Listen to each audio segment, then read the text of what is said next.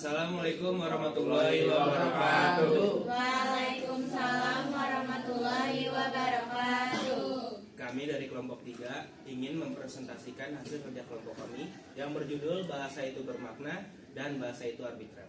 Sebelumnya, izinkan kami memperkenalkan diri kami masing-masing. Halo, namaku Edis. Nama saya Muhammad Adab. Nama saya Revanandra Wijaya. Nama saya Kisha Indira Maulani. Nama Isra Syakil Hasim. Oke, lanjut. Selanjutnya, Rasya akan menjelaskan terlebih dahulu bahasa bermakna. Bahasa bermakna itu artinya setiap lambang bunyi dalam bahasa mewakili atau melambangkan satu konsep, ini pikiran, perasaan yang ingin disampaikan oleh penuturnya. Macam-macam maknanya adalah leksikal, yaitu pada kata, gramatikal pada kalau satu kalimat, dan pragmatik pada watak konteks pemakaian. Selanjutnya saya akan menjelaskan dari 3 poin yang ada di sini. Yang pertama ada leksikal. Leksikal itu kata konkret, katanya kucing, konsepnya hewan berkaki 4 dan berbulu. Yang kedua ada gramatikal. Gramatikal itu contohnya kata dasarnya ajar. Terus selanjutnya jadi memberikan pelajaran. Nah, kata beribuannya ada lagi pengajar menjadi orang yang mengajar. Jadi gramatikal itu perubahan bentuk untuk mengubah makna. Yang ketiga ada pragmatik. Contohnya ada contoh kalimatnya ada dingin sekali di sini. Nah, jadi pragmatik itu bisa maksudnya meminta apa gitu sih? Next slide. Studi kasus. Yang pertama ada kata buku. Nah, kata buku ini tidak hanya sekedar bunyi, tetapi melambangkan sebuah benda nyata yang berupa kumpulan lembaran berisi tulisan. Artinya bunyi itu membawa makna yang dipahami bersama. Nah, yang kedua ada kalimat ibu pergi ke pasar. Kalimat ini bermakna karena setiap orang merujuk pada konsep tertentu. Misal kata ibu sebagai orang, kata pergi sebagai tindakan ke arah dan tujuan, pasar sebagai kata tempat. Nah, selanjutnya next. Yang ketiga ada ungkapan buah tangan. Nah, secara harfiah ya bisa berarti ini tangan yang berbuah, tetapi dalam bahasa bermakna itu sebagai oleh-oleh kan. Nah, yang keempat ada perbedaan bunyi paku dan baku. Perbedaan satu fonem saja P dan B sebuah menimbulkan makna yang berbeda dari paku dan baku, sehingga bahasa berfungsi sebagai pembeda makna. Lanjut ke contoh yang terakhir. Simbol warna dalam bahasa. Simbol warna dalam bahasa. Kata putih dalam bahasa Indonesia tidak hanya berarti warna, tapi dalam konteks tertentu bisa bermakna kesucian atau kebersihan. Nah, makna ini menunjukkan bahwa bahasa tidak berhenti pada bunyi, melainkan juga pada konsep yang dilambangkannya. Lanjut.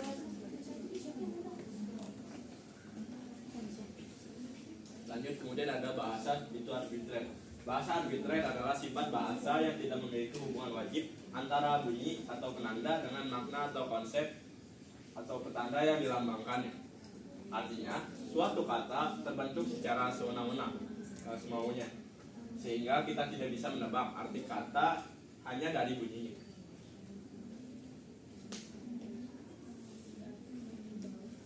Selanjutnya ada studi kasus dari bahasa itu arbitrer. Yang pertama kata air. Dalam bahasa Indonesia kata air ditulis dengan A-I-R, dan dalam bahasa Inggris diartikan sebagai water, dan bahasa Belanda dan water. Air ini nggak ada hubungannya dengan bunyi dengan konsep H2O. Terus yang kedua kata kucing. Di dalam bahasa Indonesia kata kucing diartikan sebagai binatang berkaki 4 yang lucu dan keren, apa itulah. Terus dalam bahasa Inggris diartikan sebagai cat, dan dalam bahasa Jepang diartikan sebagai neko. Nah, bunyi katanya berbeda, tapi konsepnya sama, yaitu binatang yang sama. Terus yang ketiga ada onopatok, suara kucing.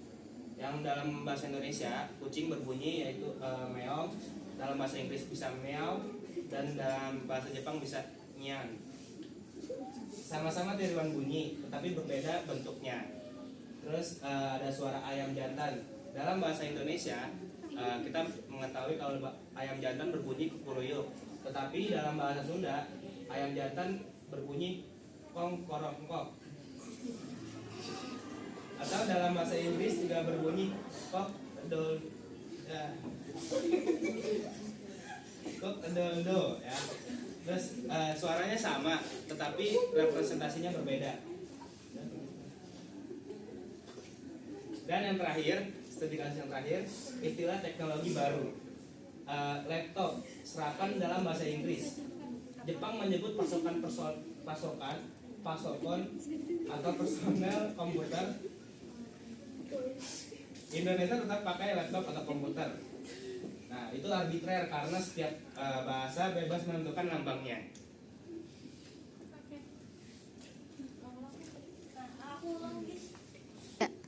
Selanjutnya saya akan menjelaskan lebih detail dari 3 poin yang ada di sini. Yang pertama itu ada leksikal. Leksikal itu adalah makna dasar dari sebuah kata sebagaimana tercatat dalam kamus yang biasanya menunjuk kepada benda, sifat, atau tindakan nyata. Contohnya ada kata kucing. Konsepnya itu hewan berkaki 4, berbulu, biasanya dipelihara. Nah, referensinya itu kucing nyata yang bisa dilihat atau disentuh. Yang kedua ada gramatikal. Gramatikal adalah makna yang muncul karena adanya proses tata bahasa seperti afiksasi atau imbuhan. Yang kedua reduplikasi atau komposisi. Contohnya ada kata ajar, berarti memberikan pelajaran. Kata berimbuhannya pengajar, yang berarti orang yang mengajar. Nah, di situ terlihat kan ada penambahan imbuhan pe dan r yang mengubah makna kata. Yang ketiga ada pragmatik. Pragmatik muncul karena pengaruh dan situasi konteks penggunaan bahasa. Makna ini tidak hanya bergantung pada kata, tapi juga apa yang dimaksud oleh pembicara. Jadi berdasarkan pada konteks. Contohnya kalimat dingin sekali di sini.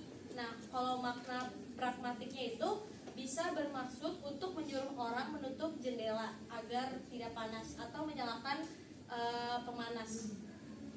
Nah. Jadi kesimpulannya pada kali ini adalah bahasa bisa mempunyai 2 aspek, yaitu bahasa bermakna dan bahasa itu arbitrer. Bahasa bermakna yang berarti bunyi-bunyi yang disusun dan dipahami bersama. Sedangkan bahasa arbitrer adalah hubungan logis antara bunyi dan makna yang dilambangkannya yang kemudian disepakati bersama. Oke teman-teman, apakah ada yang ingin bertanya? Ya, silakan.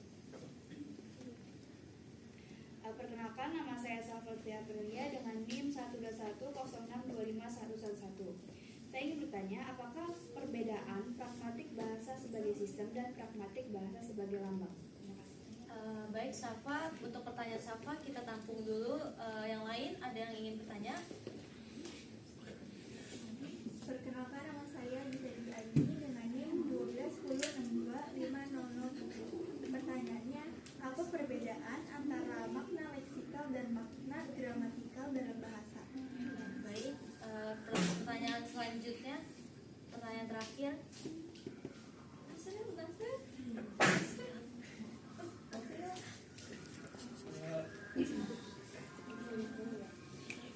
Saya Rafi Fadila dengan NIM 12106251108 ingin bertanya, apa perbedaan sifat arbiter bahasa dengan sifat bermakna bahasa? Baik teman-teman, untuk pertanyaan yang sudah teman-teman berikan kepada kelompok kami akan kami jawab dan berikan kami waktu untuk mencari jawaban atas pertanyaan teman-teman. Nah, Saya akan menjawab pertanyaan dari Nasril Iqbal Fadilah, yaitu pertanyaannya apa perbedaan sifat arbitrer bahasa dengan sifat bermakna bahasa. Sifat arbitrer berbahasa, Abdul Cair menjelaskan bahwa hubungan antar lambang bunyi, yaitu kata, dan yang dilambangkannya bersifat arbitrer atau mana suka atau tidak inheren. Artinya, tidak ada hubungan logis atau alamiah antara bunyi, kata, dan referensinya. Pemilihan bunyi itu berdasarkan kebiasaan atau konvensi penutur suatu bahasa. Dari halaman